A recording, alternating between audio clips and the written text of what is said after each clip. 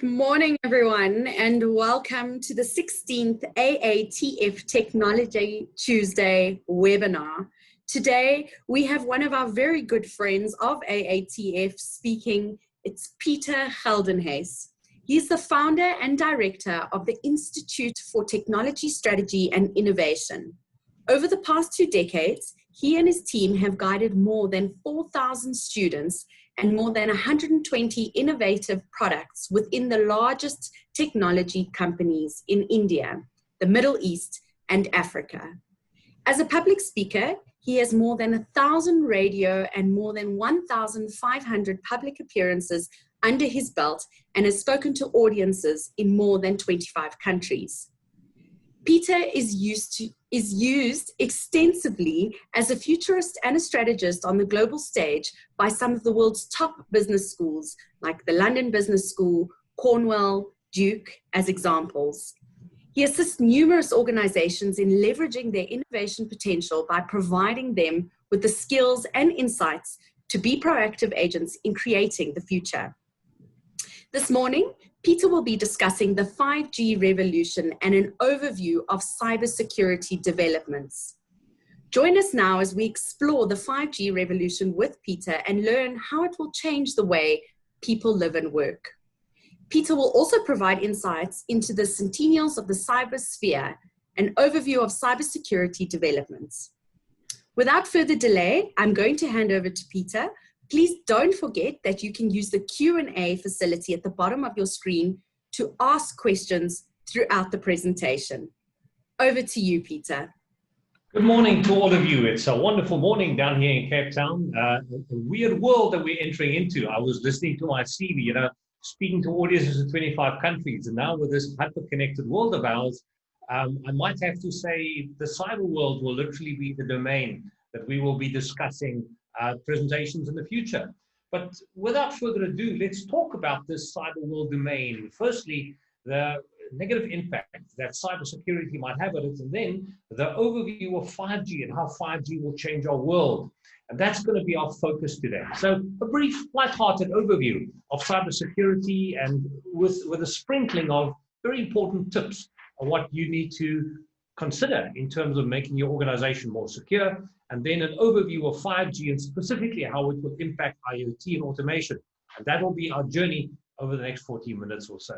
So without further ado, let's get started on our journey on the cybersphere. And what are we going to talk about? Believe it or not, we're going to talk about pineapples, and we're going to talk about honeypots. And if you wonder what the hell they are, don't worry. I'll create the context in a moment. So when we talk about cybercrime, a number of people, like the chairman of IBM, for example, have said that cybercrime is becoming the biggest threat for most organizations around the world. If we take a look at some of the information we get from Vodafone, we are seeing that cybercrime have overtook the drug war. I mean, the amount of attacks on small companies where they had ransom, and literally someone getting access to the username and passwords of your admin domain users and locking out all users, locking up information. We've seen this happening with the Garmin watches. We've seen it with a number of other companies where they had to pay a huge ransom in order to get their passwords back to continue their business operations. So cybersecurity should not be underestimated. And we're seeing a rising attack on this specific vector. This is becoming a far more important part of daily operations for all organizations. So let's go take a look at the history of cybercrime and see where it all started. And believe it or not, the very first hack occurred more than 100 years ago. Yes, when Marconi came up with Morse code and started tapping a signal all the way from Milan to be detected in London, someone realized what frequency they were transmitting on and had a more powerful transmitter closer to London. And once this Morse code was received and then deciphered, instead of getting the normal message of saying, "Welcome from Milan, this is an enormous privilege of me to communicate with you in London," they got a completely different message. And this was the message that was literally brought out. Rats, rats, rats. There was a young fellow of Italy who diddled the public quite prettily. So this was one of the first hacks we've seen in the electronic domain. But after the emergence of the internet, we started seeing a number of interesting hacks. And let me just share with you some of the more interesting ones. We all know about the attack on the Iranian nuclear program, where those spindles that enriched uranium, where you enrich uranium U35 to U38, which takes a huge amount of time and literally thousands of accelerating modules. We've seen that the Siemens equipment was hacked, and half of the equipment said, hey, we're doing fine, and literally they weren't. They were running at different speeds, which meant that the uranium wasn't enriched. We all know that happened way back in 1988, when some of these uranium centrifuges were hacked by, some people say Israel, others say the US. We don't know. We know they were hacked. They didn't work well. So this is one of the more famous ones. There's also the AC/DC power plant hack. For some apparent reason, at some awkward time, AC/DC would start playing over the speakers in Iranian nuclear plants. Well, this would be quite hazardous, but this was one of the interesting AC/DC power plant hacks. Another interesting one was Operation Cupcake. So MI6 came across a website that gave insight into how to make explosives. So instead of taking the site down, they just hacked it and replaced it with a cupcake recipe. So all over the media, they would say, if you want to blow up anyone, the infidels, please log on to this website to get the recipe for the explosive. And when you then follow the recipe, you'd get a cupcake. Anyway, that was called Operation Cupcake. And it looks like these operatives hacked the website, and for about 8 months, no one realized that the website was hacked. So these are some of the older interesting elements on cybersecurity. But then we've seen some more, how would we put it? Some very interesting hacks. One of them was on a TV station in Carolina, and the bar at the bottom of the TV station was hacked. And this ran for about 6 hours before someone realized that the text that was appearing at the screen wasn't for all audiences. So anyway, I'll just leave this one there by picking up on some of the text you see on the screen to realize exactly what happened. But one of the interesting ones, and ones that are hacked more often than not, is road signs. Yes, believe it or not, you can stop next to a road sign, open up the module, and just type in a password and then change the text. Now, I wonder what the password would be in order to hack one of these road signs. You haven't seen this on this presentation, I hope. So some other interesting hacks, where the Twitter account of Burger King was hacked and then the McDonald's logo was put on it. We've seen numerous of these hacks. Every few weeks, we see a bigger hack opening up, from private information that's being stolen to information that's shared all across the globe with the hacker community. And there's a number of hacks that takes place on a daily basis. I'm going to share about 6 or 7 hacks with you, just to give you an idea of what you can anticipate in this fascinating world of hacking. And you need to realize that there's a number of hackers out there. There's the white hat hackers. These are the good guys, or the so-called good guys that you hire to protect yourself. The gray hat guys, well, they're between the black hat and the gray hat. The black hats are literally those individuals that hack you and keep you to ransom. The gray hat guys, they're in the gray area. They kind of hack you, and then they contact you and say, listen, there's a big hole in your defenses. Pay me a fee and I will show you how to fix it. That's the gray hat hackers. This is the whole new world of cybersecurity. What you need to realize is that the cyber community is anonymous. They get paid in Bitcoin. And when you create a whole team of hackers to hack a specific target, sometimes the hacker community doesn't know who the other person is. They just know them by reputation. And what normally would happen, you build up your reputation by bragging about hacking an entity before you do it. So on all of these dark web platforms, you would then go out with your pseudo name. You would say, listen, guys, I'm going to take out this company. And when you do so, you get a kind of promotion. So you start up as private, and then you get corporal, and then you get sergeant, and then you move over into the up the NGO ranks until you reach the big time. And based on your reputation in the hacker market, you would then be acquired for a large hack. So what normally happens is that companies get a warning up front by looking at a variety of these threat reports that they're about to be hacked.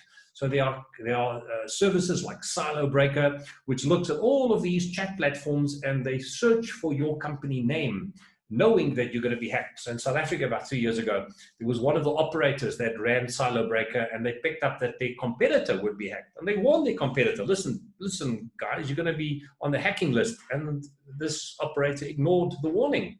and they were subsequently hacked. So there are a variety of these applications that scours the web to figure out what's happening in real time. But let's quickly take a look at what an organization can do to protect itself. And the first threat vector, believe it or not, is social engineering. This is where you got the best firewalls in place, and everything you imagine could be put in place in order to ensure against a cyber attack. And then you got Fred somewhere working on one in the basement, and he kind of clicks on an email that he shouldn't. So you have to realize you can get the best firewalls and the best elements in place. Your biggest single threat vector is social engineering. Let's quickly share with you one or two interesting clips on social engineering to show you exactly what this means. Look at this video. So I invited a few of the world's best hackers to try to hack me and show me where my vulnerabilities are. And now I'm going to meet them in Las Vegas for DEF CON, the biggest hacker convention of the year. They're going to hack me using social engineering, which is essentially hacking without any code. They just use a phone and an internet connection. Do you want to do a sample phishing call? What's phishing? Phishing is voice solicitation, and basically what you do is you use the phone to extract information or data points that can be used in a later attack. Let's do it. Who are you going to call? Maybe I'll call your cell phone provider and see if I can get them to give me your email address. I bet they're good. I bet they have my back. But yeah, go for it. I'm going to spoof from your number, so it's going to look like it's calling from you. Okay. Hi, I'm so sorry. Can you hear me okay? My baby, I'm sorry. my husband's like, we're about to apply for a loan and we just had a baby and he's like, get this done by today. So I'm so sorry. I can't call you back. I'm trying to log into our account for uses information and I can't remember what email address we used to log the account. The baby's crying and can you help me? Awesome. In just 30 seconds, at gmail.com, Jessica gets access to my personal email address. Now, if I needed to add our older daughter on our account so she could call in and make changes, how would I need to go about doing that? You would have to send me a secure PIN through a text message? Yeah, well, the thing is, I don't think I'll be able to receive a text message if I'm on the phone. Oh, I'm not on there either? So I thought when we got married, he added me to the account. Jess uses my girlfriend's name and a fake social security number 5127 to set up her own personal access to my account. Wait, I'm sorry, so there's no password on my account right now? Can I set that up? She even gets the support person to change my password. Thank you so much for your help today. So she just basically blocked me out of my own account. I'll get her fed after this. All right, thank you. Holy shit. So they just gave you access to my entire cell phone account. You're gonna have to go on and change your password now because it's Jess, my name. And all it took was a crying baby and a phone call. Yeah. So there you go, an interesting one where a mobile phone was spoofed. But yeah, you know, we should take that with a pinch of salt because remember, the person that received the call saw that the number was coming from the account number of the person that was calling. So, you know, in terms of clarity, they knew that you were calling from the correct number. So we have to take it with a pinch of salt that you can't really spoof a number that you're calling from. Or can you? Of course you can. You go to spoofcar.com, you log on in and you can actually call from any number you want to. So if you want to make as if you're someone else, you can literally spoof their number on the call that you're making. And it's on a paid-for service that works in 20 countries around the world. Not that difficult to spoof a telephone number. So check out SpoofCard if you want to call on someone else's number. So what are the important things? Well, cookies is an important one because the cookies that are downloaded on your device can also be hacked. Make sure that you upload the latest security profiles. And it's based on these cookies that people track your behavior and can determine your personality and a whole variety of things. That's not the focus of our presentation. Just make sure that you upload the latest security profiles in real time. But beware of being pawned. And what do we mean with being pawned? There's a website called haveibeenpawned.com. Literally what you see on the screen, just put a .com at the end, and haveibeenpawned.com will then show if your email have been pawned. What do we mean with being pawned? So when you register on a website, you will use your email and a password. In most cases, the password will be encrypted. In some cases, it wouldn't be. But your on your registration on any foreign website out there, have this been hacked? Well, I've got the record of being hacked 10 times. And there's a whole bunch of people that registered on Ashley Madison, a kind of an affair website. And then their password was hacked, or the account was hacked. And there was literally a threat that said, listen, you're either going to pay me a few million rand, or I'm going to release all of the email addresses of people that registered with me with the website. And well, the company didn't pay the ransom. And what happened? This entire list of individuals that then registered on this website was made available on the open internet, which led to a whole bunch of divorces. I wonder if some divorce lawyers had a hand in there somewhere. But that's the email address. What about your password? So remember, your password is also being pawned. What's really interesting is if you go to the Have I Been Pawned website, it'll have something called a dump monitor, which then looks all across the web to look at all type of hacks. And these hacker communities would take an entire big blog of emails and passwords and publish it on the internet. Let me show you what this looks like. So for example, if your email is on the left-hand side, they already know what your password is. And this is one of the biggest mistakes that people make. They use the same password for all services. So, I buy it if you use a password to register on a website, but the moment you register on that website and that site is hacked, they know what is the normal type of password you'll use. And that means they can get access to your email account, your social networking account, your bank accounts, or so forth, because they know what your password is. So be very, very careful. Make sure that your email address, your cellular operator password, your bank password are not the same as any other password you use. Or if you want to use your Google or your Facebook logins, where you use dual-factor authentication, where every time you log onto a site, you have to authenticate on your phone that it's you. This dual-factor authentication is far better than using a password. So lesson number one, please do not reuse passwords on the most critical websites that you're using on a day-to-day basis. Your bank, your email address, your cell phone operator. Okay, so what can a company do in order to ensure this doesn't happen? Often, people get an email from outside and saying, hey, look at this funny video of a guy falling over a cliff. And then a lot of people go and click on it. What I know some vehicle companies in South Africa do is that the chief information officer twice in a quarter would email everyone with a kind of illicit email. Hey, click on this to do it. And the moment they do, he'd call them personally and said, if you click on one of those emails ever again, you're going to be fired. So make sure that you train your staff on email and web etiquette. Very important, make sure that you've got a security perimeter around it, but social engineering is the key to unlocking it. Therefore, ensuring that your staff abide by practices is extremely important. Let's go take a look at some other interesting insights. One of the problems is that you see, well, people can literally hack your iris imprint, your fingerprint. So just using one of those vectors to make sure someone is authenticated is very, very scary. Don't go there because it can be hacked. It's far better to use multiple authentication patterns. So use a password, use a IMEI address from where they log in, use facial recognition, use eye recognition, and use fingerprint. That gives you a far more secure environment where you can use multiple sources of authenticity rather than just requiring one source of authenticity. So we said we're going to talk about pineapples. Let's talk about pineapples, specifically this type of pineapple. This is called a Hack 5 pineapple. It retails for about $99, and you can buy it, and then you can sit in a coffee shop or any open Wi-Fi internet, and guess what? All of those Wi-Fi packets that are then sent to this open Wi-Fi in the coffee shop can be accessed and hacked. This software will take a look at all the packets coming from a specific address and then tell you what the other individuals are typing in on their emails, on what websites they're visiting, what text they're sending. Everything is then visible if you have one of these Hack 5 pineapples inside a coffee shop.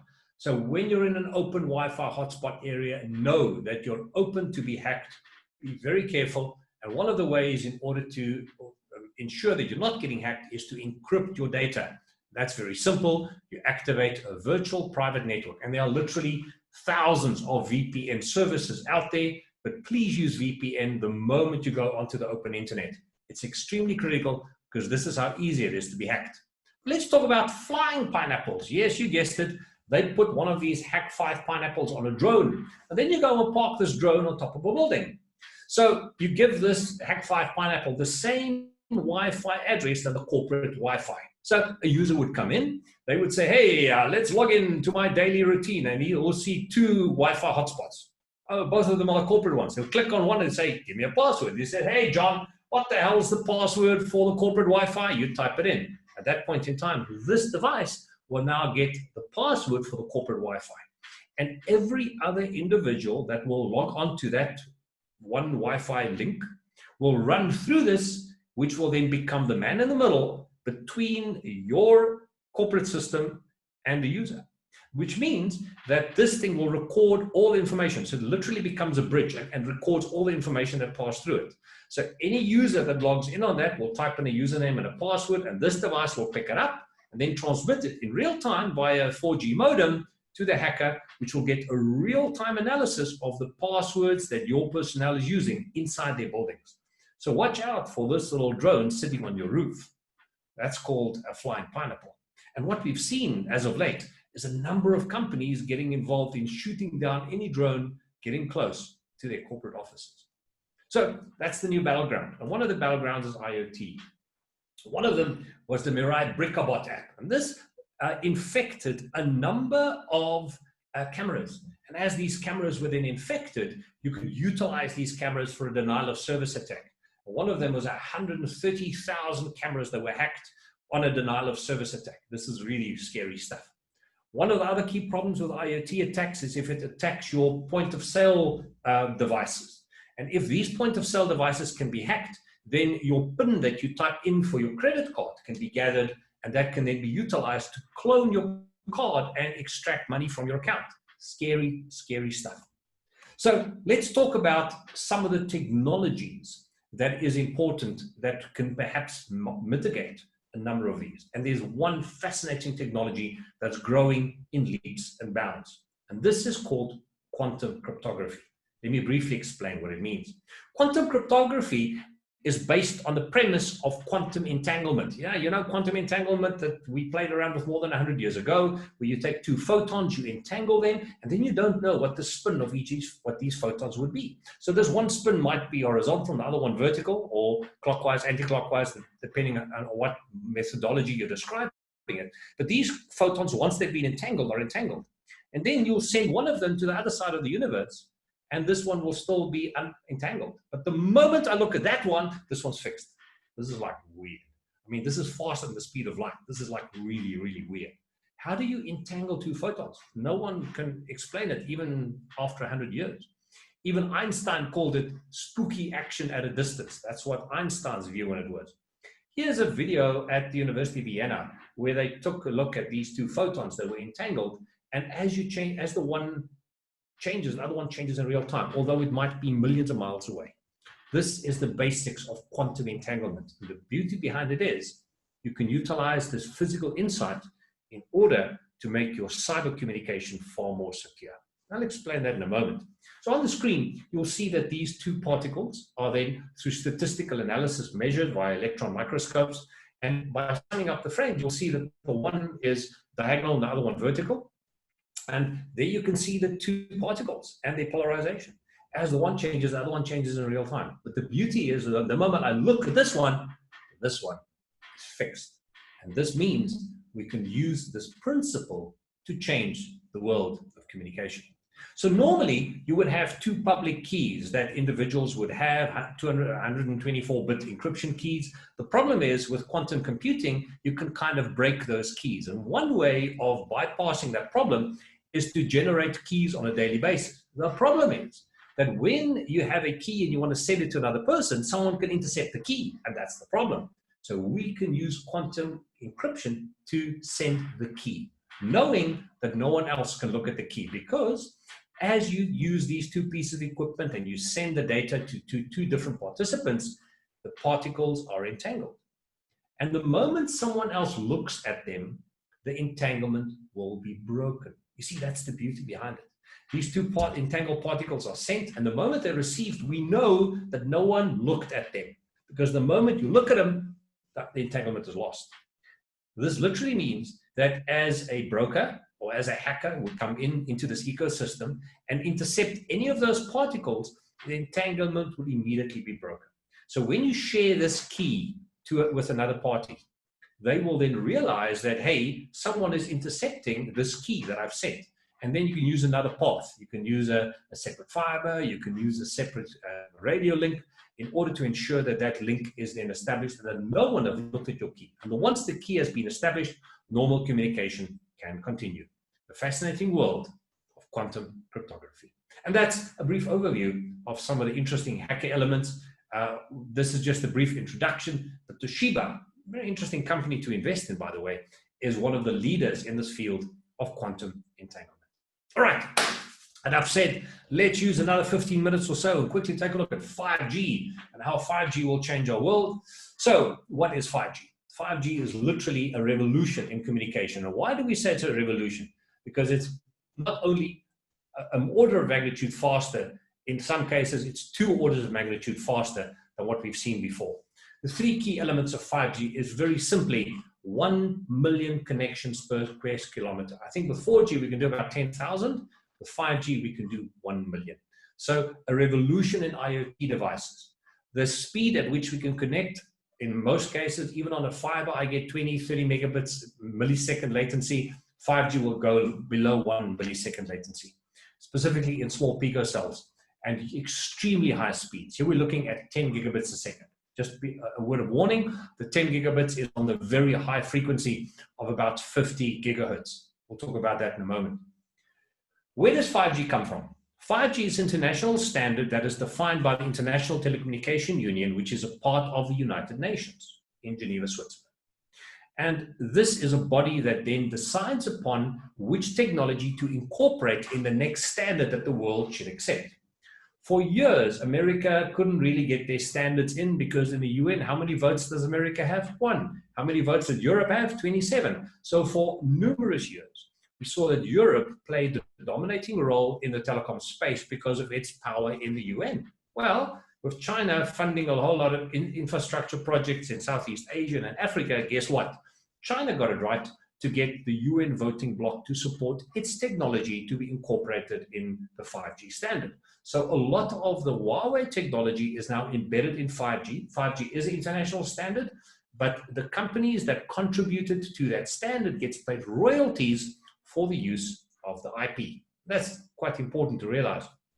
But with the ITU technology, we've seen that over the years, a variety of different standards have all migrated into one path. And that is all the different TDMA, CDMA, CDMA 2000W, CDMA, all those other technologies. The migration path is to have one universal standard across the globe. And these are the different documents that we had to drive our behavior. In the year 2000, we had a document called INT 2000 that created the 3G journey. In the year 2012, we had a document called INT Advanced, which gave us the 4G journey. The INT 2020 document tells us all about 5G. So that's on the ITU side. Now remember, the International Telecommunication Union is only one set of standards. Another group of standards by the Institute for Electrical and Electronic Engineers, they've got standards like Wi-Fi and Bluetooth and so forth. That's completely outside the domain of the ITU. But there's a big battle between these standard bodies. I'll explain that in a moment. So when we take a look at 5G, there was these gaps between 4G and 5G, and these gaps were big. When we take a look, for example, at latency, there was a 50 times increase that you require from 4G to 5G, 50 times. Not twice as better, you know, but 50 times. This is really a revolution. The same could happen with throughput and connections and mobility, where the amount of connections could then be increased dramatically. And the difference between 5G and 4G is 100 times more, literally 1 million kilometers per square kilometer.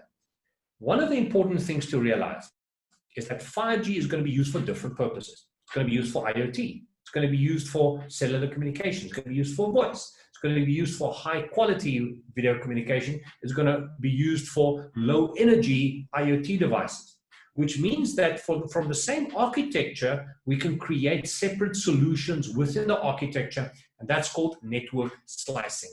Meaning that if you want a high definition video network slicing, you can then create a solution for a company with high quality network slicing. On the same architecture, you can create a solution for low energy IoT devices or a voice communication channel, for example. That's where the network slicing comes in. So what does this mean? Well, there's a whole variety of spectrum that we utilize. And in the AATF2021 document and the World Radio Communication Conference that concluded by the end of last year, a whole bunch of new spectrum were made available. Now remember, this spectrum is high up the ladder, but it's in the non-ionizing frequencies. Ionizing frequency starts at where we start seeing the frequencies, and above.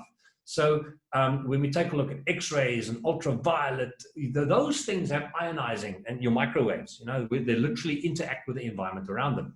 The other frequencies don't have a lasting impact on matter around them. And that's why if you take a look at ionizing radiation, you get more ionizing radiation coming from your eyes that you'll get from a 5G transmitter.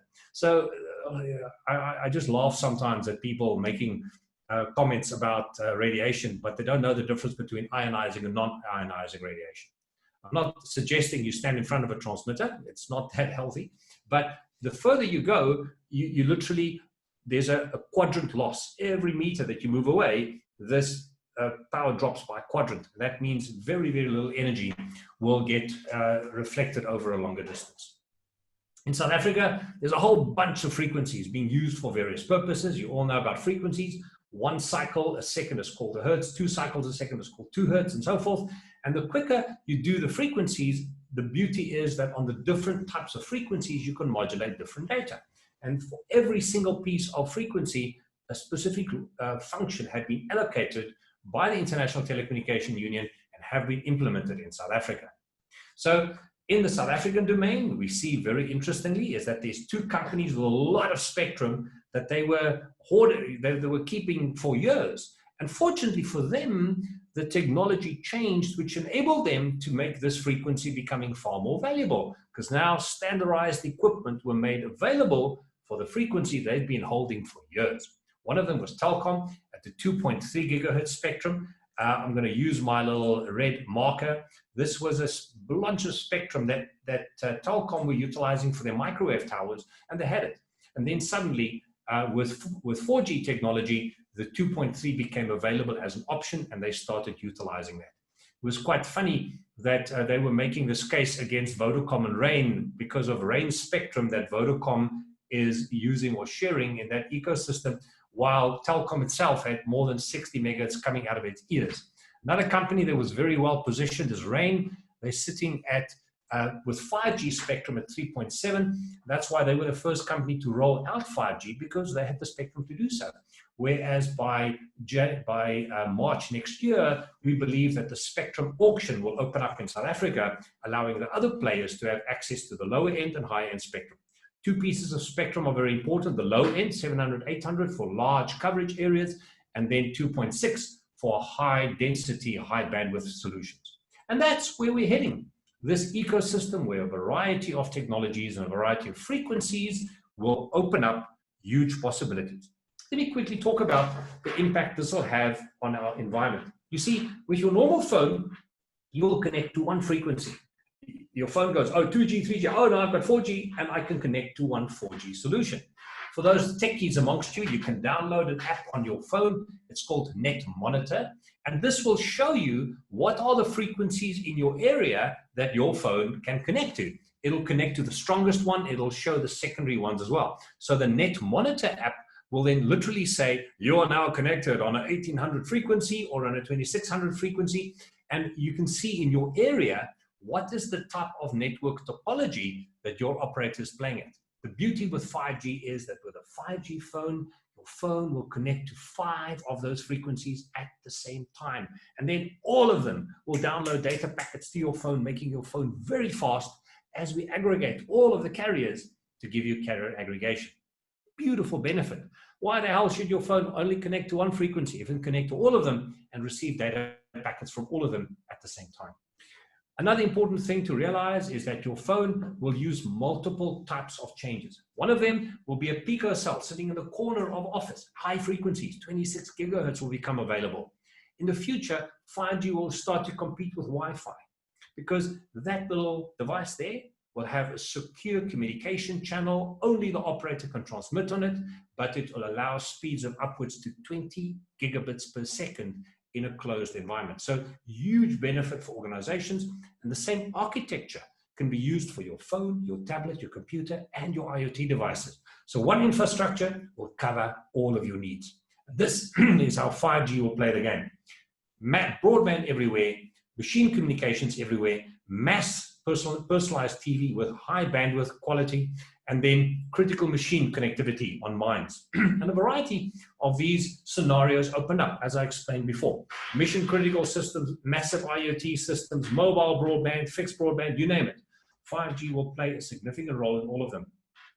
And remember we spoke about the IMT documents. So where the light green in the middle is the 4G ecosystem, the brighter green is the 5G ecosystem. But we could also remember network slicing, which we spoke about. So on the right-hand side of the screen, you'll see that the 5G ecosystem can be dedicated to a specific purpose. Where, for example, we want to use low energy, long distance IoT, low data devices, or use high burst, high energy utilization on your device, broadband video streaming. All of those scenarios can be made available through this technology called network slicing. In essence, 5G can speak to the following areas: either enhanced mobile broadband, or massive machine communication, or low latency, ultra reliable connectivity. So in that environment, you can choose where your network should sit.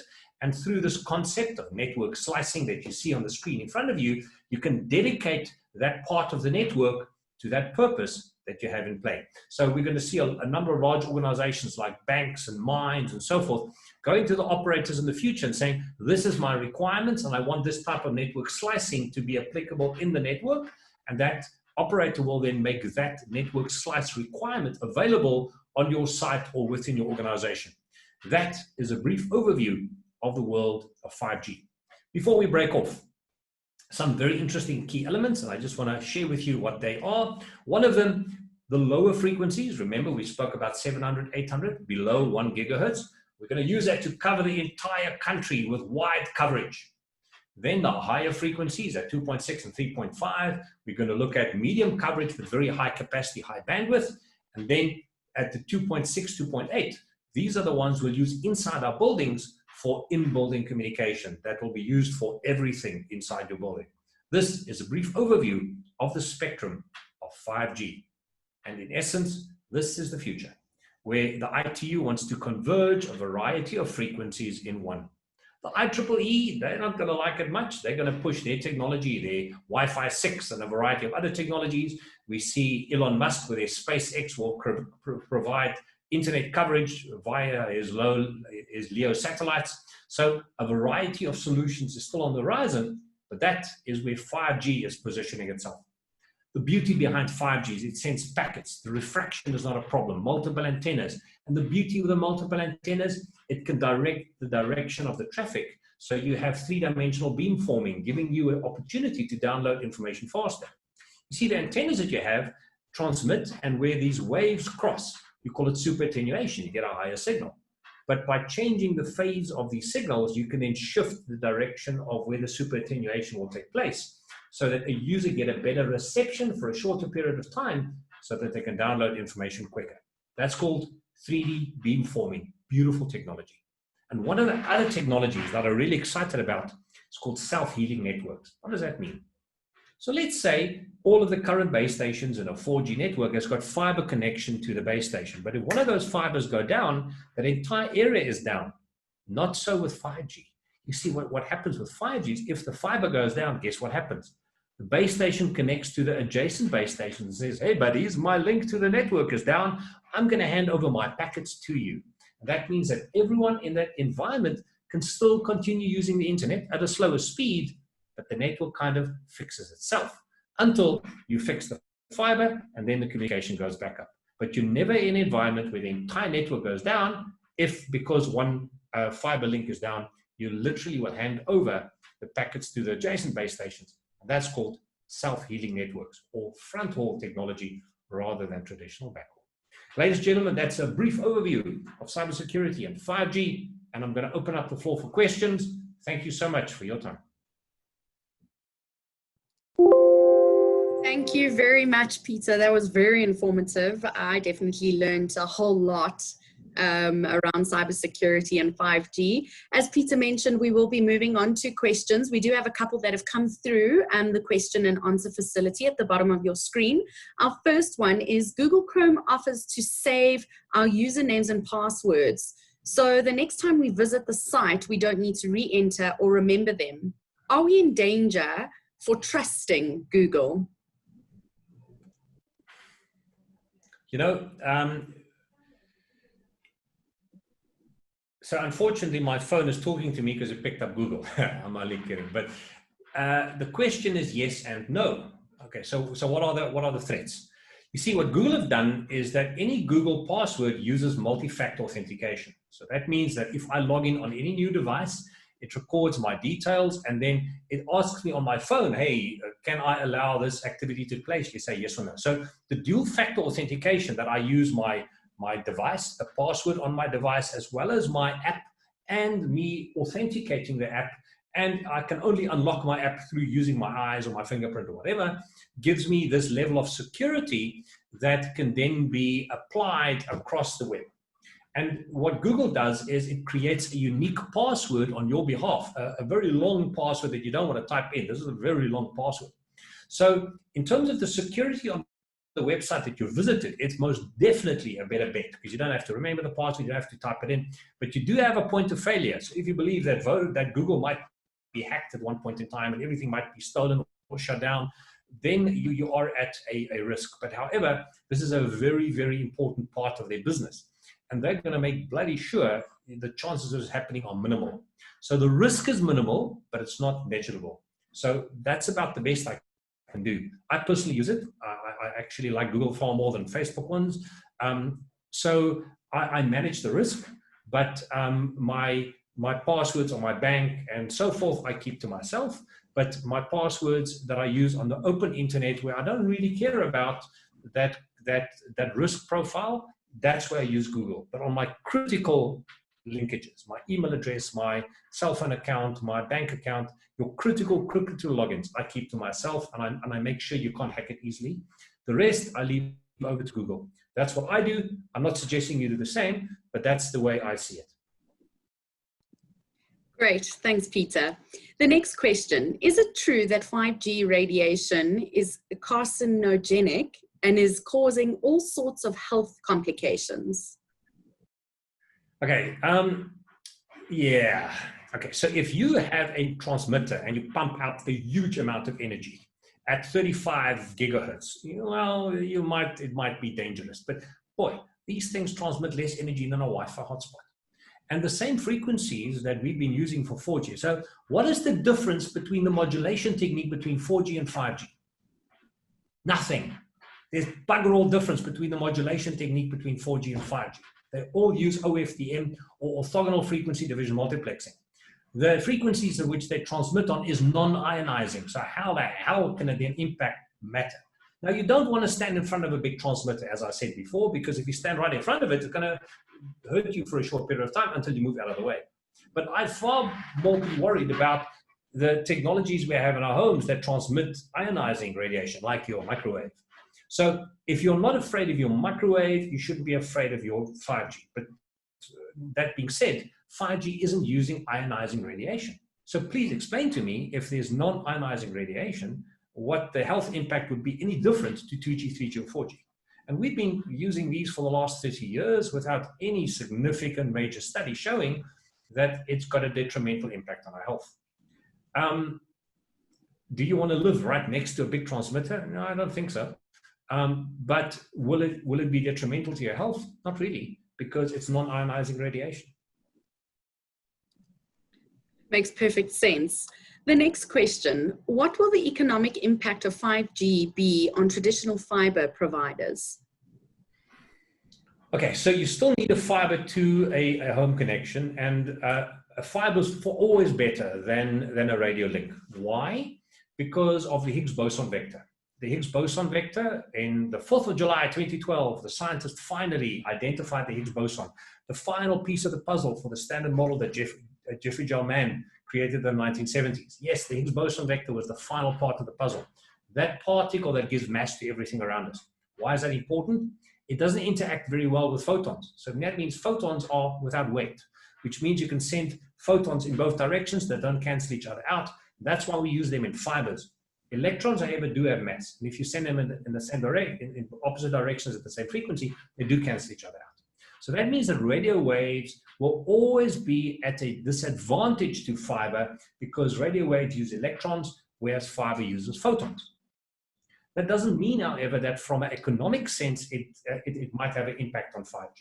So if you already have an area covered by fiber, use the fiber. If you have an area that is not covered by fiber, then 5G is a very natural replacement, but it will never be able to compete with fiber. You will have higher contention ratios, so as more and more people in an area will use it, you will get degrading of your functions, whereas in fiber, it's mitigated far more effectively. So the answer is, if you can't get a fiber immediately, use 5G, but don't think that in the future, it'll give you the same speed or latency because fiber will always trump 5G. From an economic perspective, however, if you put a 5G tower down and you cover an area, it might be more economical to use 5G. But on a per comparison basis, fiber will always win. On an economic basis, there's a number of instances where a 5G connection is far more cost beneficial than putting fiber in the ground. Hopefully that helps. Great, thank you. And the last question that we have, what is your opinion of using password storage apps on your mobile phone?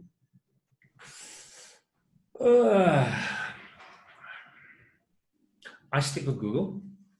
By relying on a password app that can be hacked via parties I don't know about, I'm not saying that their security is in any way inferior to what Google is using or anyone else is using. I don't see anything wrong with it, but personally, I already use Google, so why the hell do I need to use anything else? If you ever want to use it and it's not connected and the app can be shown to have a high level of security and encryption and the public testing and the hacker community testing on the app shows that it's resilient, use it by all means, but choose which one you like and go with it. As I said before, how I do it personally is I keep the critical password to myself. I don't tell anyone about them, not even an app on my phone, and the rest I leave to Google because it's simpler. If you ever don't trust Google, then a password app might be a better bet if it allows you to choose more passwords. So if you, for example, would then choose more passwords than just reusing your own password over and over again, then a password app on your phone is a definite option to consider. Great. Well, thank you so much, Pieter. That was very informative, and it does bring us to a close. To the attendees, thank you very much for attending. If you do have any further questions, please feel free to reach out to Pieter directly or to the AATF team. This was our 16th AATF Technology Tuesday webinar. And once again, thank you very much, Pieter, for that very insightful session. Our technology webinar series continues, and it's this week, Thursday, the 29th of October at 2 p.m., where Hello will be discussing the single pair Ethernet and IX industrial developments. Thank you once again, Pieter, for your time. Thank you to the attendees, and we look forward to seeing you on Thursday. Bye-bye. Thank you. Goodbye.